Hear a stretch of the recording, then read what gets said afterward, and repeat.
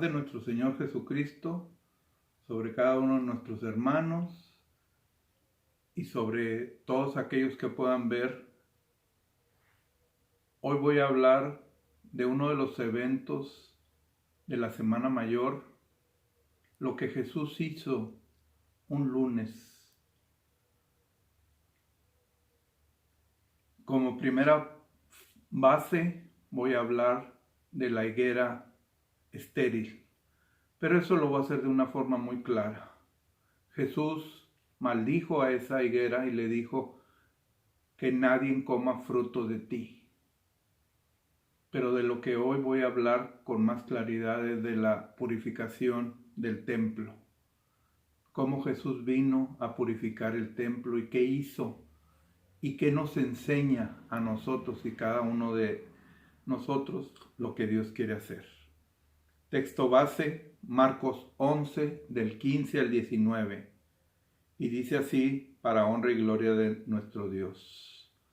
Vinieron pues a Jesús, y entrando Jesús en el templo, comenzó a echar fuera los que vendían y compraban en el templo, y volcó las mesas de los cambistas y las sillas de los que vendían palomas, y no consentía que nadie se atreviese el templo llevando utensilio alguno, y les enseñaba diciendo: ¿no está escrito: mi casa será llamada casa de oración para todas las naciones? Mas vosotros la habéis hecho cueva de ladrones. Y lo oyeron los escribas y los principales sacerdotes, y buscaban cómo matarle, porque le tenían miedo, por cuanto todo el pueblo estaba admirado de su doctrina.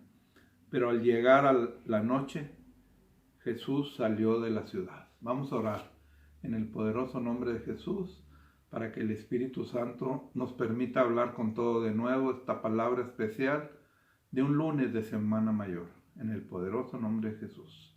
Espíritu Santo, la honra y la gloria te doy, Señor.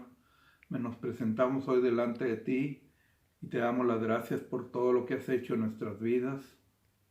Bendice a todos los hermanos y no hermanos que vayan a ver esta publicación y que podamos recordar, Señor, que tú hiciste lo correcto, que tú eres un Dios de orden, que tú, sobre todas las cosas, hoy nos vas a enseñar que nunca dejemos pasar lo malo por algo normal. En el poderoso nombre de Jesús, amén y amén. En el templo que existía en el tiempo del Señor Jesús era el tercer templo que había sido hecho. El primero bajo el reinado de Salomón, porque el primer templo, como el segundo, fueron destruidos por las invasiones de los enemigos de Israel. El Señor Jesús predijo muy claramente la destrucción del tercer templo, del cual existía en su vida terrenal ejerciendo su ministerio, y Él dijo que en 3 días lo iba a restaurar. Pero nadie lo entendió, nadie lo conoció. Pero antes de su destrucción, el templo presentaba situaciones de desórdenes, de función y de manejo sacerdotal. Es necesario mirar hoy con detenimiento lo que esto nos enseña a nosotros. Dios nos está hablando a nosotros. El versículo 15 dice: vinieron pues a Jesús, y entrando Jesús en el templo, comenzó a echar fuera a los que vendían y compraban en el templo, y volcó las mesas de los cambistas y las sillas de los que vendían palomas. Cuando el Señor Jesús entra en el templo, lo primero que hace es sacar fuera a los que vendían y compraban en el templo. Esto era a los mercaderes que sacaban beneficio de las actividades sagradas. El templo se había convertido en un gran centro de interés económico y no en el centro de adoración para nuestro Dios. Y continúa diciendo la palabra: y volcó la mesa de los cambistas y las sillas de los que vendían palomas. Como Jerusalén era una metrópoli que lograba reunir a muchas personas de diferentes nacionalidades a causa de su buena ubicación geográfica, muchos extranjeros visitaban el templo y se aprovechaba para cambiar las divisas de otros países. Esta actividad que ejercían los cambistas de monedas para cobrar más caro el cambio de divisas era una forma de corrupción. Por eso volcó primero las mesas de los que cambiaban el dinero y luego volcó las mesas y las sillas de los que vendían las palomas para el ofrecimiento de las ofrendas de los sacrificios. Se cree que los animales que ahí vendían eran algunos que estaban defectuosos, por lo cual no era permitido para los sacrificios, pero la corrupción era tal que en complicidad con los sacerdotes se vendían y se permitía que dentro de una parte del templo se hiciera negocio, actividad que tampoco era aceptable. De ahí el celo del Señor por el desorden y el mal uso que se le estaba dando al templo. Dios nos enseña en su palabra algo que hay que tener muy en cuenta con respecto a nosotros. 1 Corintios 3:16. ¿No sabéis que sois templo de Dios y que el Espíritu de Dios mora en vosotros? Cuando Jesús entró al templo de Jerusalén, comenzó a sacar a los mercaderes y echar fuera las mesas, las sillas, los animales que vendían ahí y a derribar toda actividad que no era conforme a la voluntad de Dios. Cuando nosotros nos convertimos en templo de Dios, una vez que aceptamos a Jesús y somos bautizados, la función del Señor en nuestra vida es derribar todo lo que ya no está de acuerdo a la voluntad de Dios. Comenzará a sacar de nosotros toda la corrupción, los intereses de avaricia y todo lo defectuoso que en nosotros se halle. Nuestra vida como templo de Dios debe entrar en un período de orden y limpieza, no solo espiritual, sino de comportamiento de nuestra manera de vivir. Porque los que hacían esto, los mercaderes en el templo donde Jesús entró, no eran actividades realmente espirituales. Y todo esto es que el Señor hace en nosotros es para que se viva como Dios nos ha mandado vivir. Además, aparte de ser templo del Espíritu Santo, la Biblia nos dice que el Espíritu de Dios mora en nosotros. Entonces, si Jesús tuvo celo por el templo construido con materiales de construcción, ¿cuánto mayor celo tendrá el Espíritu Santo que vive en nuestras vidas como el templo de Dios que somos?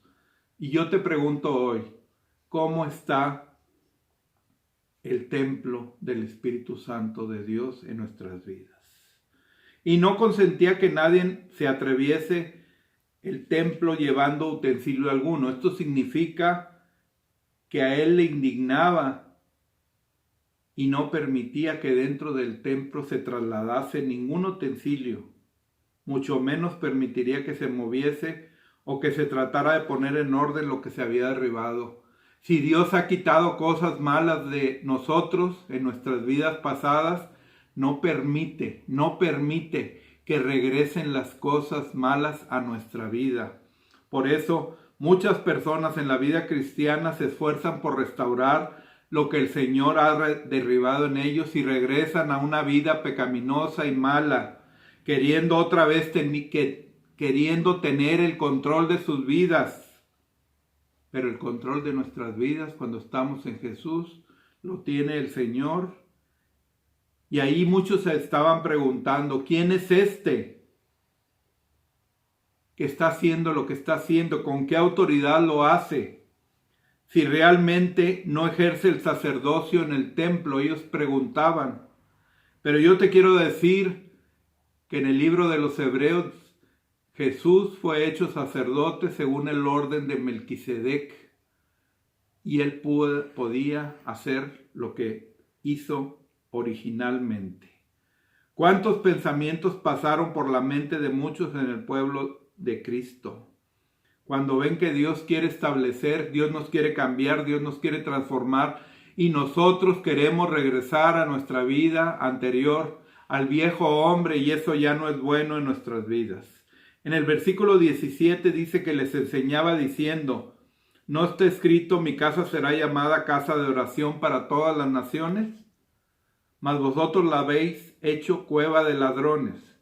Jesús en el templo de Dios comenzó a enseñar y a exigir que la Escritura decía que el propósito de Dios en el templo era la oración.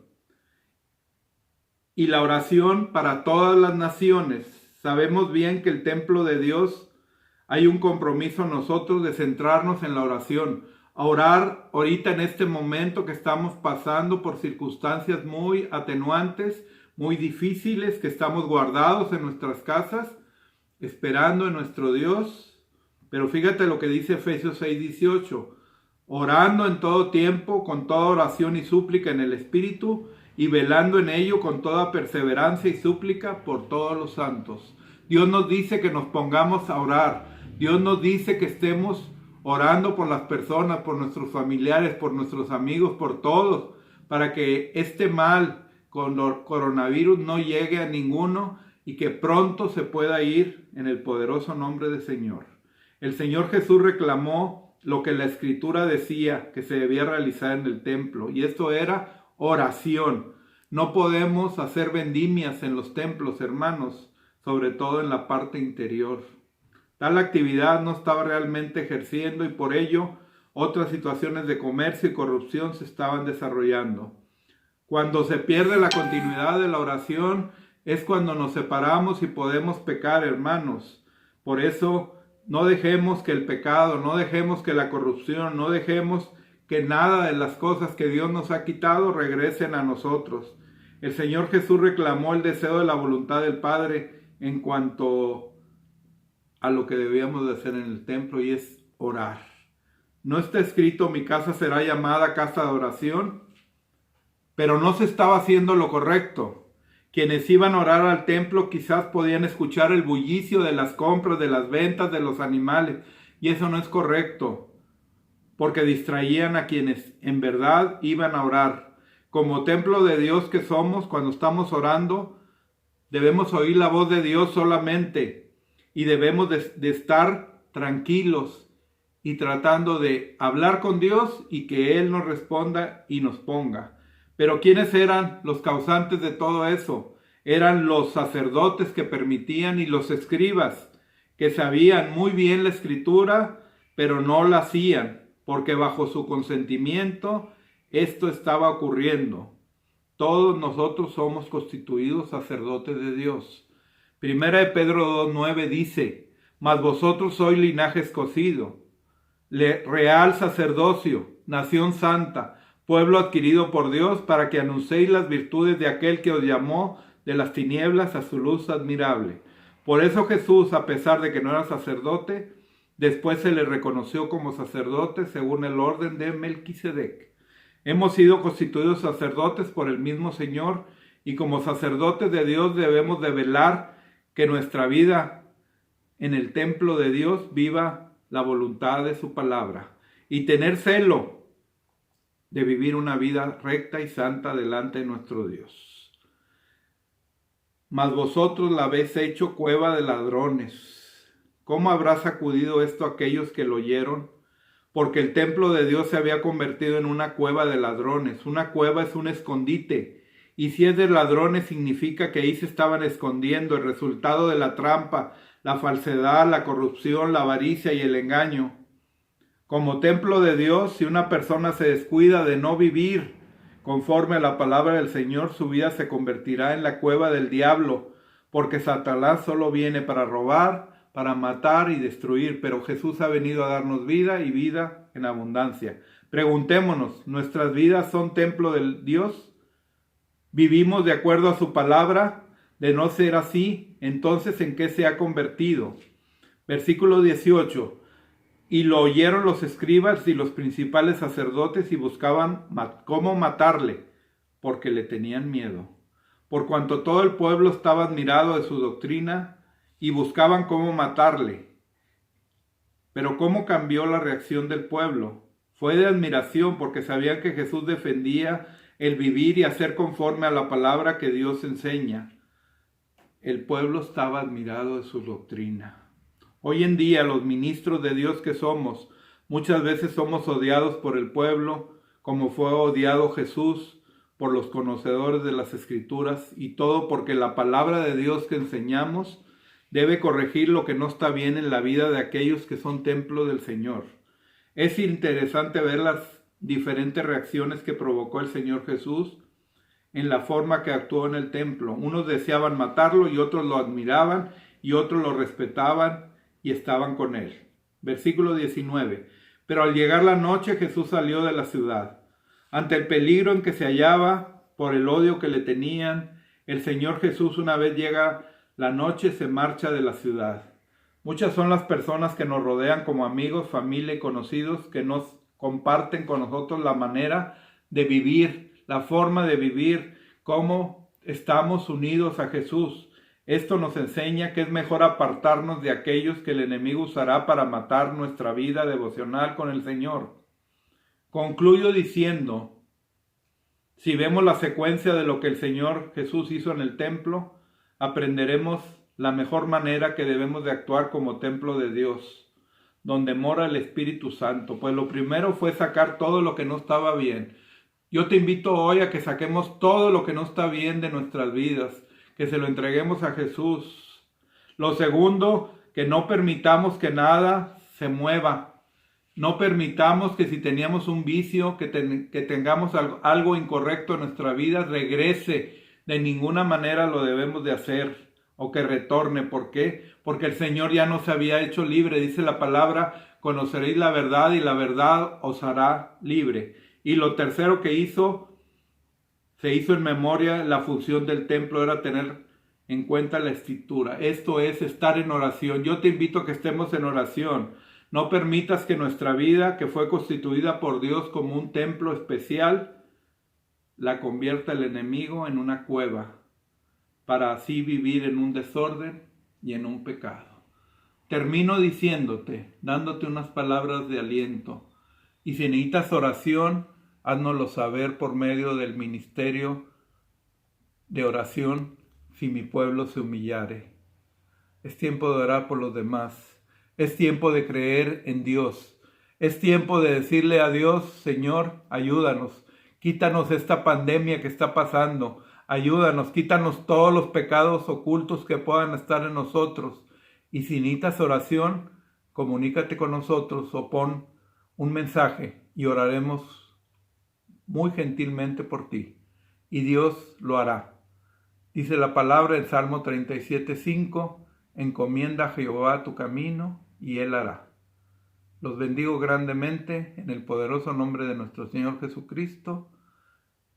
Y no se pierdan el día de mañana lo que el Señor hizo martes y miércoles de una semana mayor de sus tiempos. Gracias, Dios los bendiga.